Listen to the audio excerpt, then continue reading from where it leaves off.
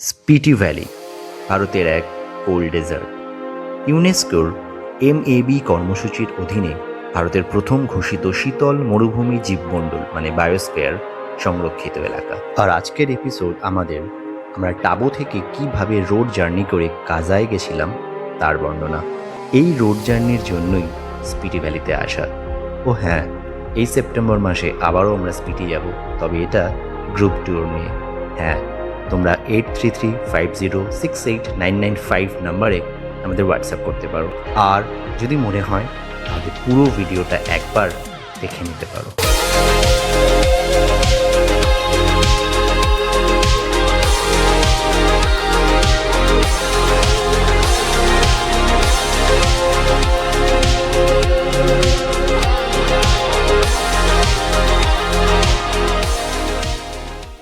টাবোতে সকালবেলা ঘুম থেকে উঠে হোমস্টের যখন উপরে ছাদে গেলাম তখন এই রকম ভিউ পেলাম। মনে হচ্ছিল এখানে থেকেই যাই, কিন্তু কি করব, সামনে আমাদের আরো কিছু অপেক্ষা করছিল।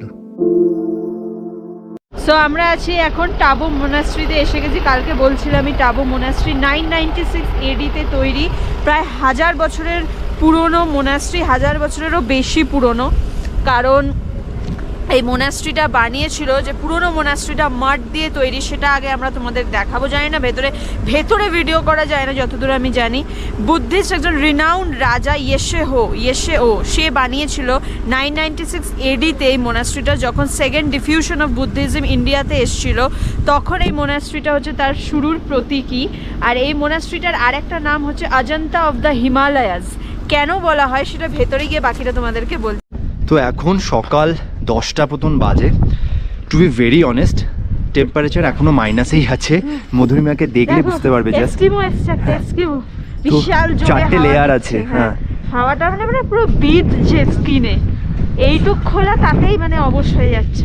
সো রেডি পুরো একেবারে আমরা, কিন্তু তারপরও এখানে সব থেকে ইম্পর্টেন্ট সেটা হচ্ছে সানগ্লাস, নাহলে তোমার কিন্তু ব্লাইন্ড, আইস ব্লাইন্ড বা স্নো ব্লাইন্ড যেটা বলে সেটা হয়ে যাবে। কিন্তু সেটা মানে কিন্তু চোখে অন্ধ তা নয়, চোখ দিয়ে জল পড়বে অনবরত, চোখ ব্যথা করবে, চোখে টিম টিম টিম টিম করবে, প্রচণ্ড প্রবলেম হবে। পোলারাইজ সানগ্লাস ম্যান্ডেটারি, এবং এখানে মেন ইম্পর্টেন্ট হচ্ছে হাওয়া। আর এই হচ্ছে সেই পুরনো আগেকার 996 AD-তে তৈরি, 1000 বছরেরও পুরনো বললাম মোনাস্ট্রি।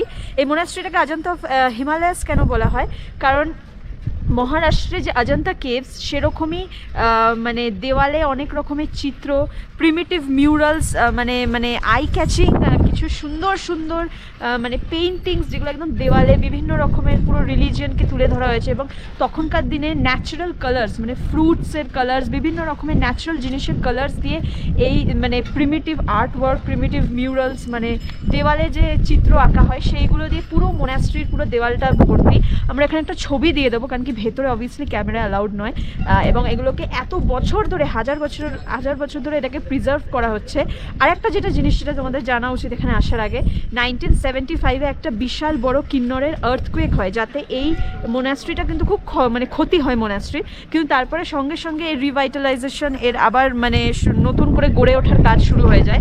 এবং 14 দালাই লামা যে সে 1983-এ 14 দালাই লামা যে সে একটা কালাচক্রা ফেস্টিভ্যাল এই এরিয়াতে আয়োজন মানে সে শুরু করে, এবং 13 বছর ধরে সেই ফেস্টিভ্যালটা গুনে মানে একদম মেমোরাইজ করে গুনে প্রতি বছরকে মনে রেখে 13 বছর ধরে এই ফেস্টিভ্যালটা করা হয়। সো 1983 থেকে আরও 13 বছর ধরে এই ফেস্টিভ্যালটা হওয়ার পরে এই মোনাস্ট্রির 1000 বছর পূর্ণ হয়, পুরো মাটির তৈরি তখনকার দিনে। এবং তারপরে এই নতুন মোনাস্ট্রিটা আবার তৈরি করা হয়, যেটা এখনকার মোনাস্ট্রি তোমরা সবাই জানো।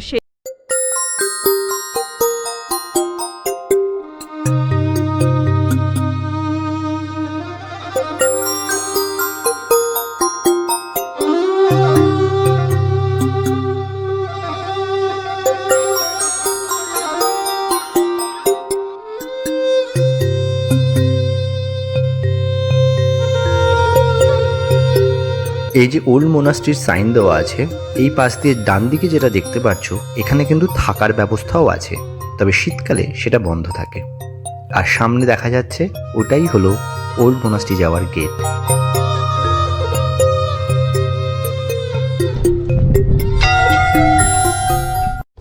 আচ্ছা, এখানে কিন্তু ভেতরে ওল্ড মোনাস্ট্রির ভেতরে কিন্তু ক্যামেরা অ্যালাউড নয় এবং এখানে জুতো খুলেই তোমাকে যেতে হবে। ভিতরে যে জায়গায় ক্যামেরা অ্যালাউড নয় সেই জায়গাটা কিন্তু অতীব সুন্দর, তোমাদের নিজেদের চোখেই সেটা দেখতে হবে। আর সোজা গিয়ে তার পাশে আর একটা গেট আছে, সেখান দিয়ে গেলেই কিন্তু আরও অনেক কিছু। চলো এবার ওইখানেই আমরা যাব, কিন্তু চারিপাশটা অসাধারণ বললেও কম বলা হয়। এই হচ্ছে সেই আর একটা জায়গা। এবার চলো আমাদের সাথে, এর সম্পূর্ণ ইতিহাস তোমাদের একটু পরে বলছি।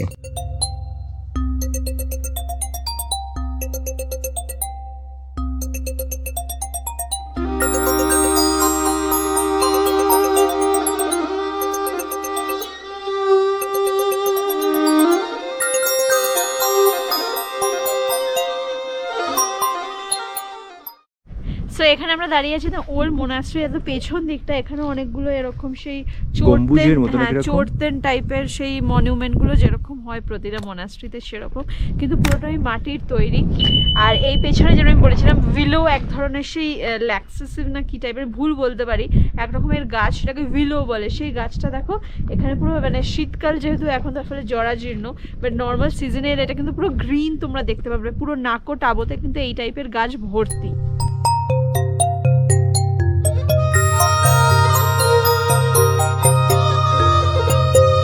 টাবো মোনাস্ট্রিকে বিদায় জানিয়ে আমাদের সামনে যাবার পালা এবার।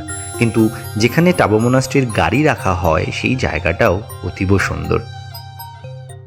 তো আমরা টাবো মোনাস্ট্রি দেখে, যেটা আমাদের হোমস্টে থেকে খুবই কাছে ছিল, টাবো মোনাস্ট্রি দেখে এবার আমরা সোজা যাচ্ছি কাজার দিকে। এবার এই রাস্তায় প্রথমে পড়বে যে একটা ফ্রোজেন ওয়াটারফল, সেটা লিংটি ওয়াটারফল, এবং তারপর পরে ধনকার মোনাস্ট্রি। এবার এখান থেকে ধনকার মোনাস্ট্রি 30 কিলোমিটার মতো, আর ওখান থেকে কাজা আরও 30 কিলোমিটার। এবার প্রবলেম হচ্ছে উইন্টার স্পিটির, অনেক সময় অনেক জায়গায় তোমার ভাগ্য যদি ভালো থাকে তুমি দেখতে পাবে, নাহলে দেখতে নাও পেতে পারো। তো ধনকারের দিকটা আমাদের ড্রাইভার ভাইয়া বলছেন মুহূর্তে হয়তো আজকে নাও যাওয়া যেতে পারে, ফেরার সময় ট্রাই করতে পারা যায়। এখন ওয়েদার ক্লিয়ার আছে, যদি 2-3 দিনের মধ্যে আস্তে আস্তে সব কিছু ক্লিয়ার হয়ে যায় তাহলে আমরা ফেরার সময় ধনকারটাও দেখতে পাবো। দেখা যাক, যা হয় হবে, যতটা হয় হবে। আমরা যে যেতে পেরেছি, আসতে পেরেছি, এটাই অনেক।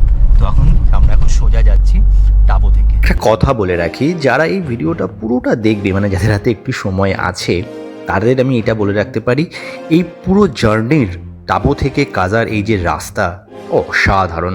এই রাস্তাতে আমরা এত সুন্দর প্রকৃতির সৌন্দর্য পেয়েছি বলে বোঝাতে পারবো না। বাদিক থেকে স্পিটি নদী যাচ্ছে, সামনে বড় বড় পাহাড়, এক অতিমানবীয় দৃশ্য দেখতে পাবো।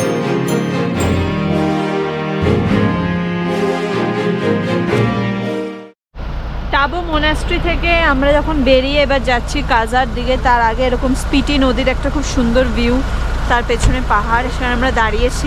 বিকজ এখন সব গাড়িগুলো একসাথে যাবে, তো পরের গাড়িগুলো এলে একসাথে এরা যাবে, তাই জন্য ভিউটা দেখে নাও কি সুন্দর। স্পিটি বা লাদাখ এই ধরনের রোড জার্নিতে এক জায়গা থেকে আরেক জায়গায় যেতে গুগল ম্যাপ তোমাকে যে সময় বলবে তার থেকে অনেক বেশি সময় লাগবে। আর তার কারণ হলো এই দৃশ্য। হ্যাঁ, তোমাকে কিছুক্ষণ বাদ তোমাকে গাড়ি থেকে নামতে হবে, ছবি ভিডিও করতেই হবে। বাই দ্য ওয়ে, এই সেপ্টেম্বরে যারা আমাদের সাথে এন্টায়ার স্পিটি ট্যুর করতে ইচ্ছুক, মানে গ্রুপ ট্যুর আর কি, তারা কিন্তু আমাদেরকে হোয়াটসঅ্যাপ করতে ভুলো না। নাম্বার 8335068995 ডিসক্রিপশানে দেওয়া রইল।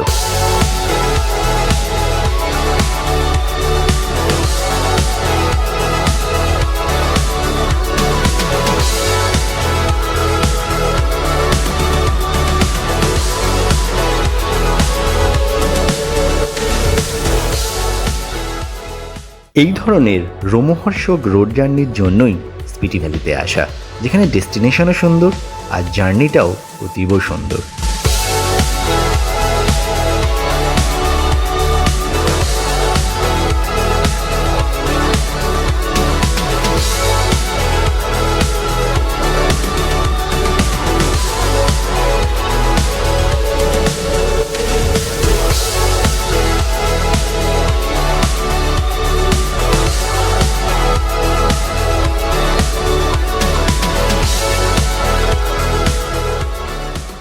হঠাৎ আমরা দেখলাম পিরামিডের মতো কিছু অংশ। পাহাড়ের এরকম বিচিত্র রূপ আমরা আগে দেখিনি। তোমরাও স্পিটি ভ্যালির এই রোড জার্নিতে না আসলে এই রকম পাহাড়ের রূপ কোথাও দেখতে পাবে না। তাই আমরাও গাড়ি থেকে নামলাম, কিছুটা সময় এখানে দিলাম, পাহাড়ের এই বিচিত্র রূপের সাক্ষী থাকার জন্য।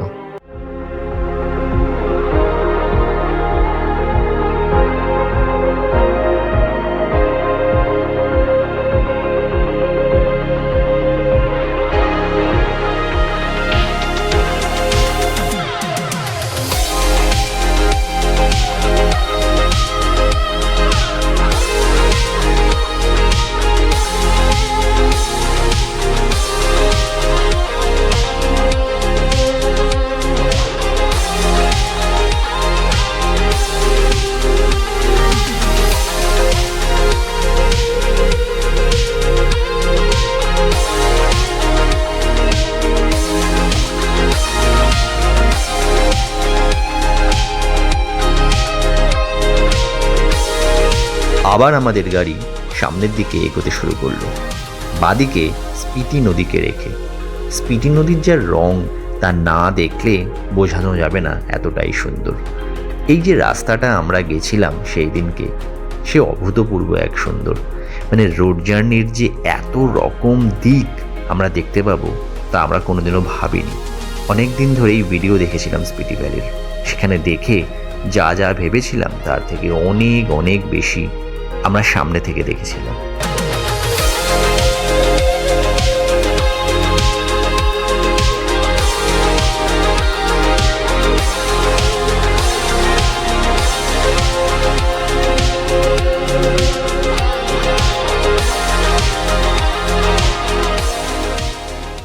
স্পিতি ভ্যালির এই রোড জার্নিতে কিছুক্ষণ বাদ তোমার গাড়ি দাঁড়িয়ে যাবেই, কারণ সামনের রাস্তা ছোট, তো ওই দিক থেকে কোনো গাড়ি আসলেই তোমার গাড়িকে দাঁড়িয়ে যেতে হবে।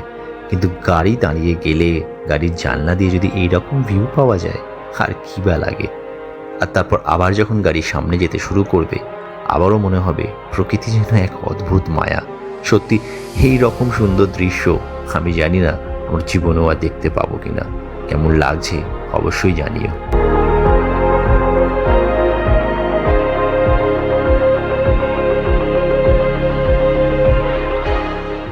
এই রাস্তায় গাড়ি চালানো সব থেকে শক্ত। এখানে অনেক বাইরে, যেমন সামনেরটা কর্ণাটকার গাড়ি আছে, কিন্তু 4x4 হোক বা যে গাড়ি হোক না কেন, গাড়ি চালানো এখানে জানতেই হবে। কেউ যদি তোমরা বাইরের গাড়ি নিজের গাড়ি নিয়ে আসো অবশ্যই এসো, কিন্তু তোমাকে ভালো মতো হাত পাক্কা করতে হবে। আমাদের ভাইয়া দেখো আবার গেছে, ও গিয়ে এদিক ওদিক করে বোঝাচ্ছে, সেই জায়গাতেই লোকে দাঁড়াতে না নাড়ালে মানে সামনে গাড়ি পেছনে গাড়ি সব আটকে যাচ্ছে। আর এতটাই স্লিপারি রাস্তা এখানে। তো সামনে যে গাড়িটা আটকে আছে আমাদের ভাইয়াই গিয়ে ড্রাইভিং সিটে বসেছে এখন। আর এই যে সামনে এই যে দুজন দেখতে পাচ্ছ, ইনারাও আমাদের সাথেই আর কি যাচ্ছেন এখানকারই। তো কোনোভাবে এটাকে একটা সাইডে নিয়ে গিয়ে আমাদের গাড়িগুলো যাতে পার হতে পারে এবং এটাও যাতে বেরিয়ে যেতে পারে তার জন্য করা। পিছনে গাড়ি আটকে গেলে কিন্তু খুব মুশকিল এদিক ওদিক হওয়া, পারাপার হওয়া। এবং আমার বাঁ দিকে মানে ভিউ তো তোমাদের দেখাচ্ছিলামই, দাঁড়িয়েছে বলে একবার দেখাই।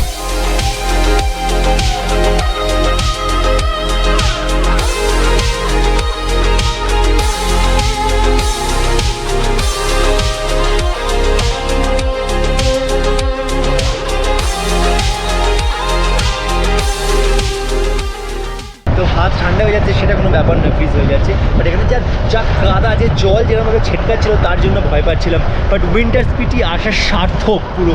এই রাস্তার এই ধরনের শুধু রাস্তার জার্নিতেই উইন্টার স্পিতি সার্থকতা হয়ে যাচ্ছে।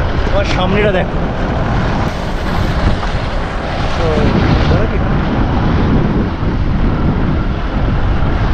সো আমরা আছি এখন লিংটি ওয়াটারফলে। এই যে এখানে লিংটির যে নদীটা সেটা বয়ে যায়, অ্যান্ড এখানে একটা ছোট্ট সুন্দর ওয়াটারফল। এবং স্পিতি ভ্যালির দুটো পার্ট, একটা লোয়ার একটা আপার যে পার্টটা সেটা লিংটি থেকে স্টার্ট হয়ে লোসার অবধি যায়। অ্যান্ড লোয়ার পার্টটা যেটা সেটা তোমরা দেখলেই কালকে, যে লিংটি থেকে স্টার্ট হয়ে যে নিচে অবধি নাকোটাবো ওই দিকগুলো। তো আমরা এখন আপার স্পিতির দিকে যাচ্ছি। তো এখানে জমে আছে লিংটি ওয়াটারফল। নর্মাল টাইমে লোকে নিচেও যায়, বাট এখন আমরা নামতে পারবো না, উপর থেকেই দেখে নাও। স্পিতি ভ্যালির এই রুটে লিংটির ফ্রোজেন ওয়াটারফল দেখা এটা কিন্তু ম্যান্ডেটারি। তবে নর্মাল সামার টাইমে এটা কিন্তু ফ্রোজেন আর থাকে না। তবে লিংটি ওয়াটারফল এবং তার চারপাশের পাহাড়ের ভিউ সব মিলিয়ে এই ওয়াটারফলটা একটা অদ্ভুত সুন্দর জায়গায় পরিণত হয়েছে।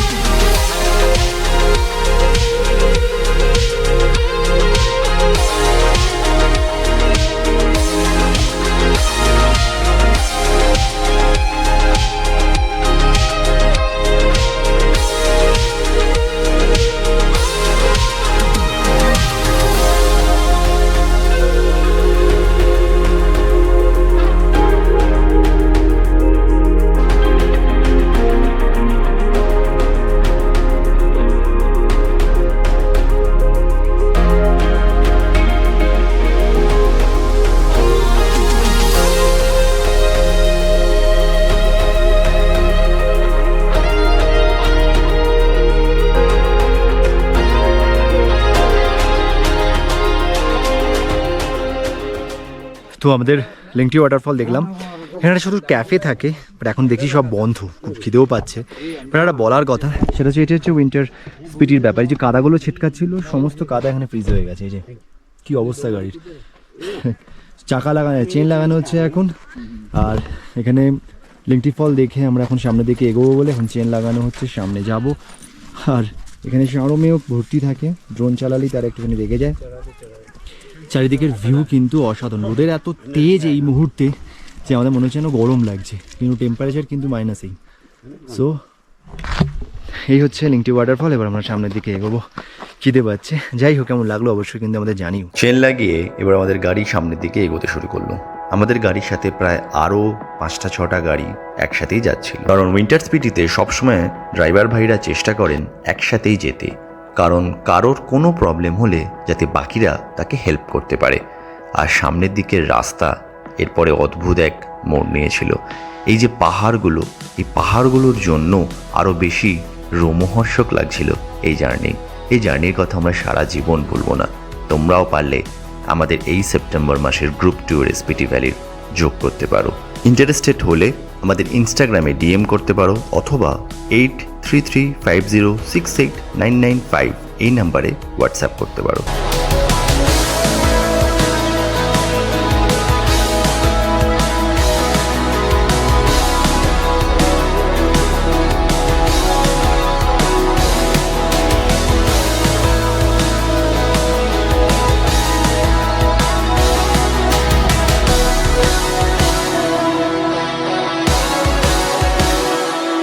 এই রোড জার্নির কথা কোনোদিনও ভুলবো না। তোমরা যখন এখানে আসবে, এই বৃহৎ পাহাড়ের ক্যানভাসের সামনে দাঁড়িয়ে নিজেকে এতটাই ক্ষুদ্র মনে হবে কি তখন মনে হবে আমরা বেকারি লোকজনের সাথে ঝগড়াঝাঁটি করে দিন কাটাই। আসলে আমরা খুবই তুচ্ছ এই বিশাল বড় প্রকৃতির কাছে।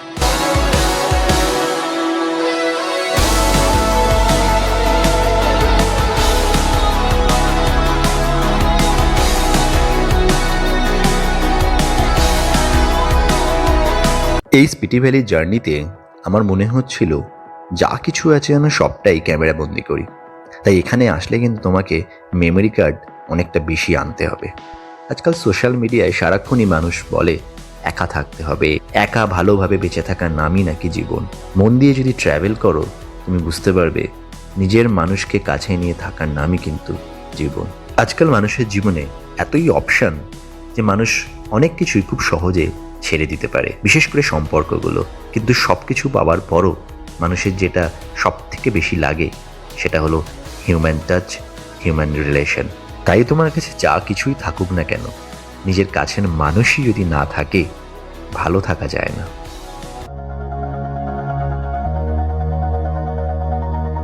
All this time I've been holding on so tight, 'cause all that I do was easy to use. So call my time, but you weren't really mine, just something to do. Thought I never knew. No surprise, but nevertheless, I'm still stuck in self-defeat. Your eyes, I just want to be next to your I get lost when I look in your eyes. Do you even learning? Do you even leave now, make your escape. You know the fortune favors the brave. So close, just get away. No surprise, but nevertheless, I'm still stuck in self-defense. No surprise, but nevertheless, I get lost when I look in your eyes. আবারও আমাদের গাড়ি সামনের দিকে যেতে শুরু করলো। কাজা আমাদের আর খুবই কাছে তখন, কিন্তু এই দৃশ্যগুলো দেখে মনে হচ্ছিল ভারতবর্ষ সত্যি বিভৎস সুন্দর। আমরা কেনই যে এত বিদেশ করি জানি না। তাই ভারতবর্ষ ঘুরে দেখার জন্য আমাদের এই এক জীবনকাল কিছুই না।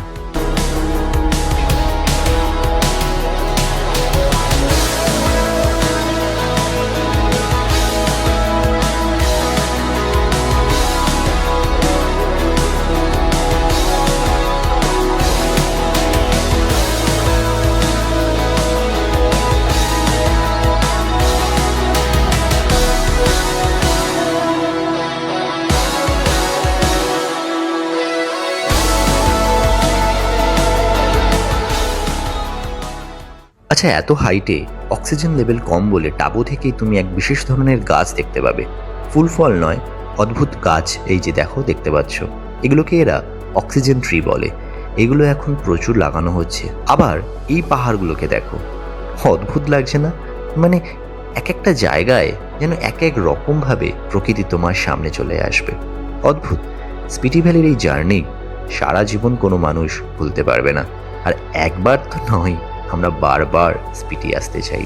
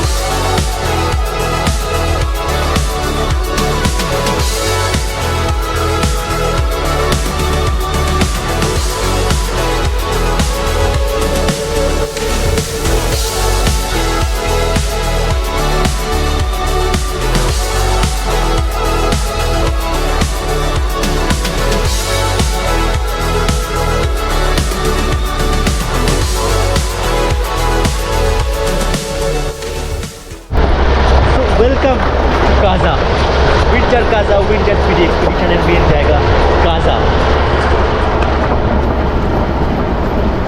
অবশেষে অনেক কিছুর পর আমরা পৌঁছালাম কাজা। আমরা প্রচুর ট্রাভেল করেছি, প্রচুর উইন্টার ট্রাভেল করেছি, সব কিছু। উইন্টার স্পিটির থেকে এই রকম চ্যালেঞ্জিং জায়গা এবং চ্যালেঞ্জিং এইভাবে ড্রাইভিং, এই যে যেভাবে আমাদের গাড়ি এগিয়েছে, হ্যাটস অফ। এরকম আজ অবধি আমরা কোথাও পাইনি, আজ হয়তো পৃথিবীর কোথাও হয়তো পাবে না। সো আমরা কাজা এসে গেছি। এবার হোমস্টে যাওয়ার আগে এখানে একটা ছোটো দোকান, 4টে বেজে গেছে, আজকে সেরকমভাবে খাওয়া হয়নি কারণ লিংটির জায়গায় খাবারে বন্ধ ছিল। এটার নাম হচ্ছে দারুণ কোল্ড ডেজার্ট ক্যাফে। আর এটা হচ্ছে ক্যাফে, আর এটা হচ্ছে ক্যাফে থেকে তার ভিউ। আর এখানে আমি আমাদের লোকাল ভাইয়াদের সাথে কথা বলছিলাম, তো ওনাদের কথা অনুযায়ী আমরা মোটামুটি কিব্বার আর যে চিচাম ব্রিজ যে পার্টটা আছে 3টে, কালকে আমরা ট্রাই করবো। কালকে ওনারা বলছেন যে মোটামুটি রাস্তা এখন খুলে গেছে, so finger crossed. But the view man, এখান থেকে হচ্ছে এই রাস্তা দিয়ে আমরা মার্কেট যেতে পারবো, এই জায়গা দিয়ে মার্কেট যাওয়া যায়। আর এটা হচ্ছে সেই ক্যাফে। আমরা এখন এখানে একটু ম্যাগি খাবো। ম্যাগি এখানে সবসময় পাওয়া যাবে, এছাড়া কিছু পাওয়া যাবে না এই মুহূর্তে। আর স্যান্ডউইচ আছে যদিও, বাট স্যান্ডউইচে মেয়োনিজ আছে। তো ম্যাগি, চা, এখন এটাই খেয়ে একটু মার্কেটটা ঘুরে দেন আমরা হোমস্টেতে যাব। এই ক্যাফেটাতে একটু ম্যাগি খেলাম, এবার সামনের দিকে বেরোবো। আমার এইখানে এই যে রাস্তাটা যাচ্ছে, এই রাস্তাটা না ওই কাজা যে একটা ছোট্ট মার্কেট আছে, সেই মার্কেটে আমরা একটু যাব, দেখে তারপর আমরা চলে আসবো আমাদের পেমা হোমস্টে যেখানে আছে সেখানের দিকে। এইখান থেকে যে ভিউটা জাস্ট অ্যামেজিং লাগছে।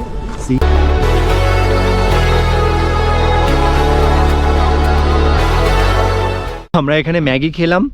আচ্ছা, এই সব জায়গায় কিন্তু দামটা একটু বেশিই হবে, কিছু করার নেই। দুটো ম্যাগির দাম নিয়েছে 150, মানে 75 করে। কিছু করার নেই। যাই হোক, আমরা একটুখানি সামনে থেকে হেঁটে এই যে যেখান দিয়ে যে রাস্তাটা দিয়ে ওদের যে মার্কেট আছে, ছোট্ট মার্কেট, কাজা মার্কেট, এটা খুব বিখ্যাত। তো আমরা একবার ওখানটা হেঁটে হেঁটে গিয়ে মার্কেটটায় যাচ্ছি, জাস্ট একটুখানি গিয়ে দেখবো। এই হচ্ছে ভিউ।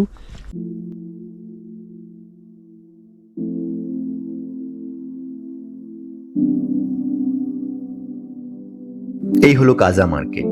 খুবই প্রবলেম ছিল সেখানে যাওয়া, কারণ বরফের জন্য রাস্তা প্রায় কিছুই ছিলই না। মনে হচ্ছিল পিচ্ছিল কোনো সাবানের ওপর আমরা হেঁটে যাচ্ছি, আর তাই সমস্ত দোকান এই সময় বন্ধই ছিল। সো কাজা মার্কেট মানে কিন্তু কোনো বড় শপিং মল বা শপিং মল নয়, মানে যেটা ম্যাল রোড বোঝায় সেরকম কিছু নয়। ম্যাল মানে এটাই হচ্ছে কাজা মার্কেট। এখানে বিভৎস বরফ কয়েকদিন ধরেই লাস্ট ফেব্রুয়ারি মাসে যে শেষ থেকে পড়েছিল, এখনও সেই জায়গাগুলো এখনও ওরমই রয়েছে। এটাই হচ্ছে ছোট মার্কেট। এখান থেকে অনেকেই থাকে এবং এখান থেকে জিনিসপত্র কেনাকাটি করে, নর্মাল জিনিস। তোমরাও এখান থেকে কিছু জিনিস কিনতে পারো। আর এই মুহূর্তে মার্কেট সেইভাবে ওপেনও নয়, ছোটোখাটো জিনিস ছোটো ছোটো দোকানই শুধু খোলা আছে, জামা প্যান্ট। আমরা জাস্ট এই মার্কেটটা কী বা একবার দেখার জন্য এলাম, কারণ কাজা মার্কেটটা কাজায় আসলে একবার দেখা উচিত। মার্কেটের চারপাশে প্রায় 5 ফিট করে বরফ পড়ে আছে এখনও, তাই দোকানপাট এখন খুলে রাখা সম্ভবও নয়। আমরা যাচ্ছি, আমাদের গাড়ি যেখানে দাঁড়িয়ে আছে, আমাদের হোমস্টেতে এবার যেতে হবে। তো আরেকবার দেখিয়ে দিলাম, এটাই মার্কেট। মেন টাইমে এখানে প্রচুর রমরমা। কিন্তু মার্কেটে ঢোকার যে শুরু যে রাস্তা বা তুমি যখন ফেরত আসবে মার্কেট থেকে, সেই জায়গা থেকে যে এই যে ভিউটা, সেইটা অদ্ভুত সুন্দর।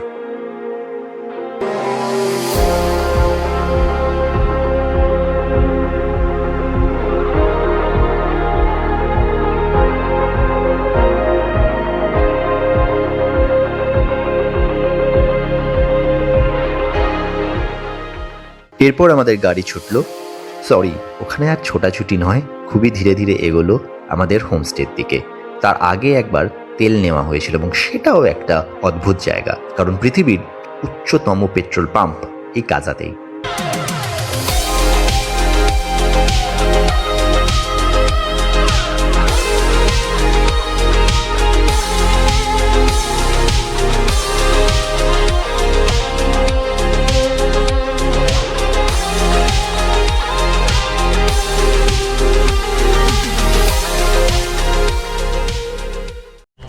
তো এই হচ্ছে পেট্রোল পাম্প।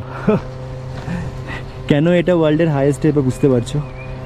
It's amazing. এখানের এই ভিউ, এই আমাদের গাড়ি ফুল ট্যাঙ্কিং হচ্ছে, চারিপাশে বিশাল বড় বড় পাহাড়। এখানে সেই সারমেয় বন্ধু যারা সবসময় চলে আসবে তোমাকে পাহাড়ে।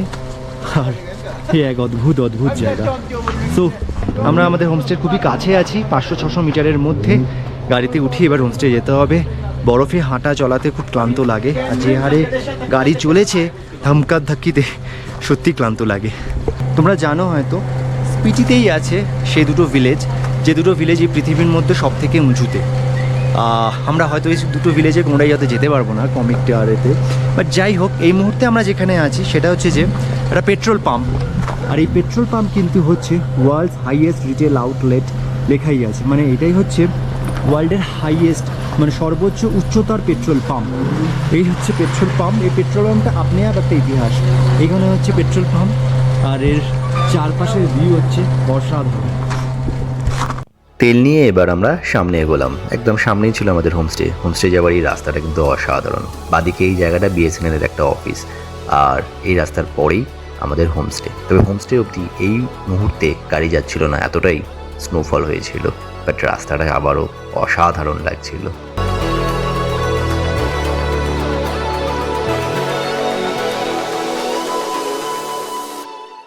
তো আমরা আমাদের কাজার যে হোমস্টে, পেমা হোমস্টে, এটা দিয়ে যাই, আই থিঙ্ক গাড়ি গেছে, এটাতে সুবিধা হবে।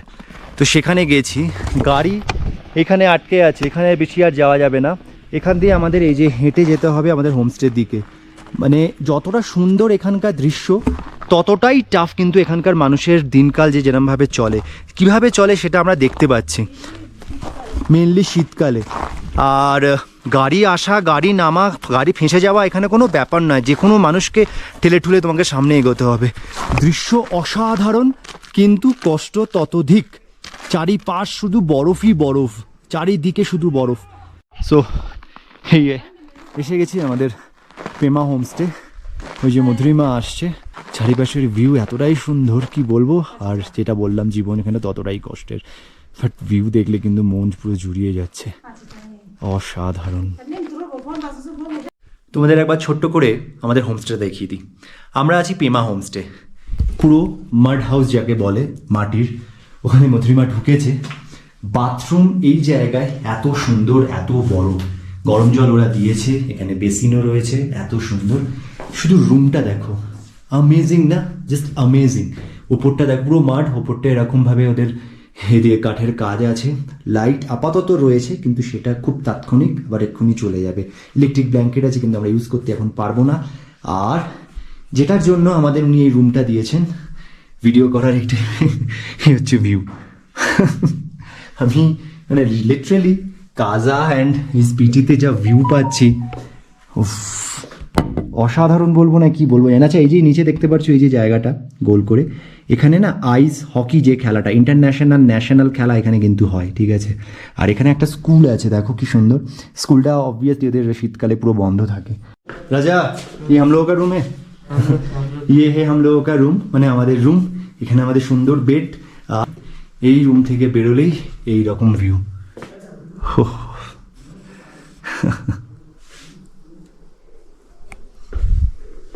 আর আমাদের রুমের বাথরুমটা আগে দেখিয়ে দিই। সুন্দর বেসিন, কোমোড, আর আমি পটি করতে করতে আমি এই ভিউ দেখবো। তাই নর্মালি আমরা এতটা, এটা কোনো স্পন্সার্ড ভিডিও নয়, এতটা বলিও না, বাট মন ছুঁয়ে গেছে আমার এই দৃশ্য দেখে। আর এইখানকার এত পরিস্থিতির মধ্যে ওনাদের এই কাজ দেখে এত সুন্দরভাবে সাজানো, শেখা উচিত। যারা আমরা নিচে আরও এত জায়গায় থাকি, তারা 2000-2500 টাকার হোটেলেও এরকম কিন্তু সুন্দর রুম থাকে না। এই হচ্ছে লাইফ উইন্টার স্পিটি। আমরা তো আসি, পয়সা দিই, চলে আসি, এটা হচ্ছে লাইফ। এখানে গ্যাস সিলিন্ডার দিয়ে ওনারা কনস্ট্যান্ট গরম জল করছেন আমাদের জন্য আর কি। কনস্ট্যান্ট আমাদের যখন যা লাগবে ওনারা এখান থেকে জল নিয়ে, এই রাজা ভাই আছে, এরা সব এখান থেকে জল নিয়ে, আমরাও এখান থেকে জল নিয়ে যেতে পারবো, ঠান্ডা জল নিয়ে ওনারা এখানে গরম করে করে আমাদের এখানে গরম জল প্রোভাইড করছেন। তো আমরা এখন রাত হয়ে গেছে, আমরা আছি আমাদের খাবার জায়গায়। উপরে তো রুম তোমাদের দেখিয়েছিলাম। এখানে এদের সেই যেটা হয় হোমস্টেতে, এই যে মধুরমা বসে আছে ওর ফেভারিট জায়গায়, এখানে বুখারি জ্বলছে, মানে হ্যাঁ। আর এখানে এবার একটু খাওয়া দাওয়া হবে, রাত 9টা বাজে। আর এখনের টেম্পারেচার হচ্ছে -16-17 আমি এরকম দেখলাম। আজ আমাদের এখানে দেখলাম প্রচুর বম্বের 21 জন জুনিয়র মানে MBBS স্টুডেন্টরা এসেছে। তো যাই হোক, উইন্টার স্পিটি আসলে একটু বুঝে শুনেই আসতে হয় তাদের মধ্যে, কারণ অনেকে শরীর খারাপও হয়ে গেছে। তো যাই হোক, এখন -16-17 ডিগ্রি টেম্পারেচার, রাতে -19 অবধি উঠছে।